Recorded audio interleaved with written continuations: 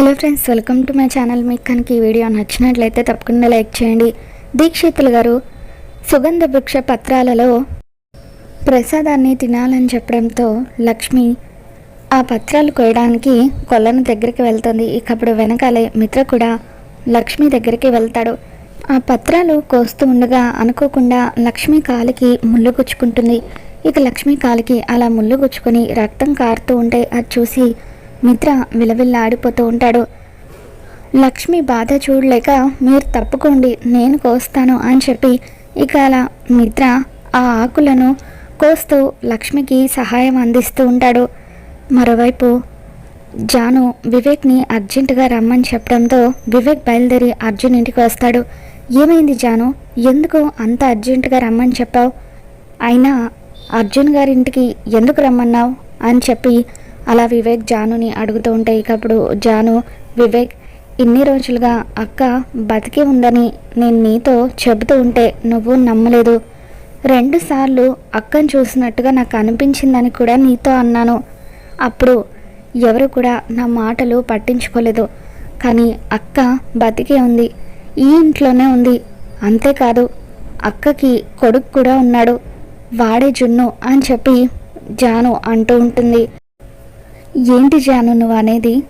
వదినకు కొడుకుండడం ఏంటి అని చెప్పి వివేక్ అంటూ ఉంటే ఇకప్పుడు జాను అవును వివేక్, అర్జున్ జున్ను తండ్రి కాదట.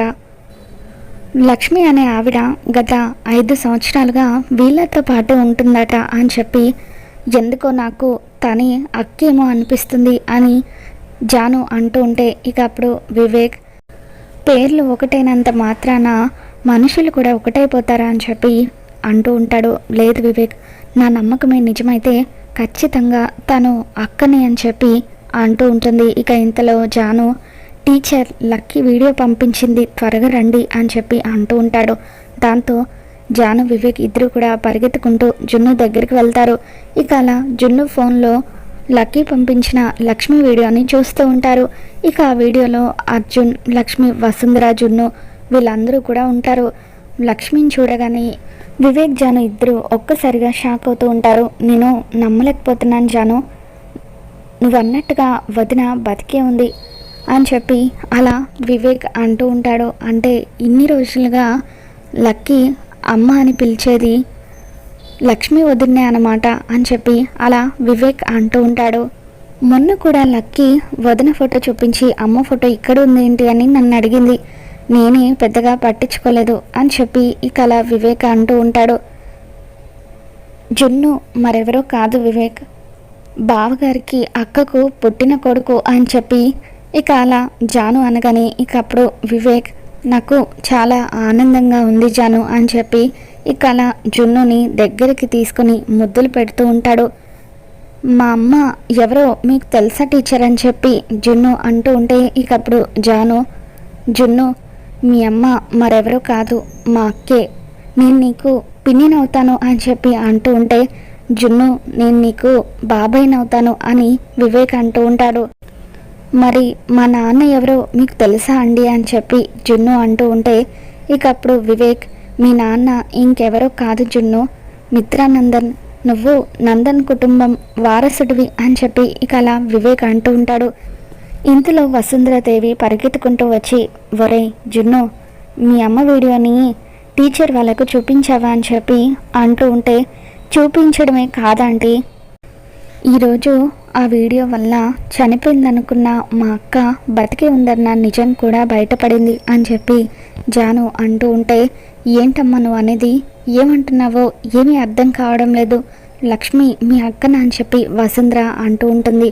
దాంతో జాను అవునాంటీ, లక్ష్మి మరెవరో కాదు మా అక్క, 5 ఏళ్ల క్రితం జరిగిన బస్ యాక్సిడెంట్లో తను చనిపోయిందని మేమంతా అనుకున్నాము. కానీ ఈరోజే తెలిసింది తను బతికి ఉందని.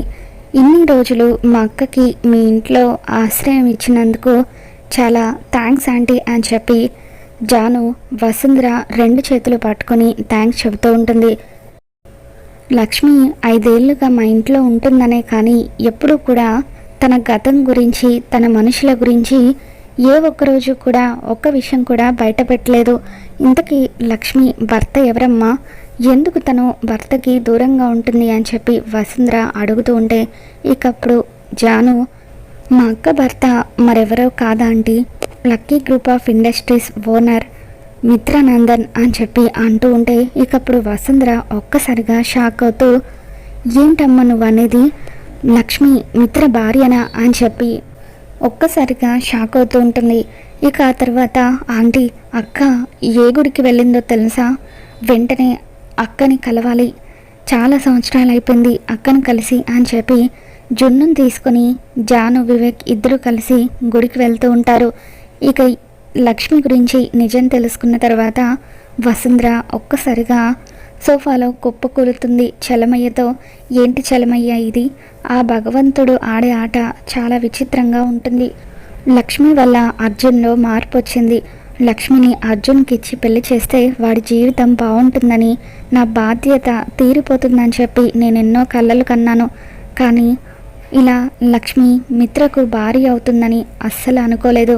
ఇప్పుడు ఈ నిజం అర్జున్కి తెలిస్తే తట్టుకోగలడా అని చెప్పి ఇక అలా వసుంధర ఎంతగానో బాధపడిపోతూ అర్జున్కి ఫోన్ చేసి, నాన్న అర్జున్, నువ్వు అర్జెంటుగా ఇంటికి రా నాన్న అని చెప్పి అంటూ ఉంటుంది. ఎందుకమ్మా ఉన్నట్టుండి అంతా అర్జెంటుగా రమ్మంటున్నావు, కంగారుగా ఉన్నావేంటి అని అర్జున్ అంటూ ఉంటే, నువ్వు త్వరగా రా నాన్న, వచ్చిన తర్వాత మాట్లాడదాం అని చెప్పి అలా వసుంధరాదేవి అర్జున్కి ఫోన్ చేసి రమ్మని పిలుస్తూ ఉంటుంది. మరోవైపు సుగంధ పత్రాలు లక్ష్మి కోస్తూ ఉంటే ఇక అప్పుడు మిత్ర తనకి సహాయం చేస్తూ ఉంటాడు. ఇక అప్పుడు ఉన్నట్టుండి కాలు జారి మిత్ర కొలనులో పడిపోతాడు.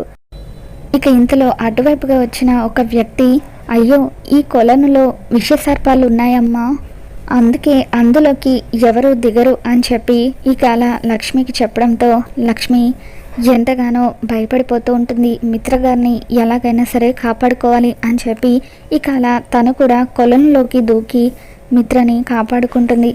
మిత్రని కాపాడిన తర్వాత మిత్రగారు అని చెప్పి ఇక అలా లక్ష్మి మిత్రని పిలుస్తూ ఉంటుంది. ఇక గుడికి వచ్చిన వాళ్ళందరూ కూడా పరిగెత్తుకుంటూ వాళ్ళ దగ్గరికి గుంపుగా వస్తారు. మిత్రని కాపాడే క్రమంలో అలా కొలంలోకి దూకడంతో లక్ష్మి మొహానికున్న పసుపంతా కూడా తొలగిపోతుంది. ఇక అప్పుడే అక్కడికి వచ్చిన అరవింద, మిత్ర ఏమైంది మిత్ర అని చెప్పి ఇక అలా కంగారు పడిపోతూ మిత్ర లక్ష్మి ఒడిలో పడుకుని ఉండడాన్ని చూసి అరవింద ఒక్కసారిగా షాక్ అవుతూ ఉంటుంది. అమ్మ లక్ష్మి అని చెప్పి ఇక అలా అరవింద గట్టిగా అరుస్తూ ఉంటుంది. ఇక దాంతో లక్ష్మి కూడా కంగారు పడిపోతూ ఉంటుంది. కొద్దిసేపటికి మిత్ర స్పృహలోకి వస్తాడు. ఇక లక్ష్మిని చూడగానే మిత్ర ఒక్కసారిగా షాక్ అవుతూ, ఛీ నువ్వింకా బతికే ఉన్నావా అని చెప్పి ఇక అలా లక్ష్మిని అసహించుకుంటూ మాట్లాడుతూ ఉంటాడు. ఒరే మిత్ర, దయచేసి నేను చెప్పేది విను అని అరవింద అంటూ ఉంటే, వద్దు మామ్, ఇక నువ్వు నాకేం చెప్పాల్సిన అవసరం లేదు. ఈ మోసగత్తె చనిపోయిందని ఇన్ని రోజులుగా అనుకున్నాను, కానీ తను ఇంకా బతికి ఉంది అని చెప్పి మిత్ర అంటూ ఉంటే ఇక అప్పుడు దీక్షితులు గారు, మిత్ర నువ్వు లక్ష్మిని గురించి తప్పుగా అర్థం చేసుకున్నావు. నిజానికి లక్ష్మి నిన్ను మోసం చేసి ఇంట్లో నుండి వెళ్ళిపోలేదు, తను నీ కోసం త్యాగం చేసింది.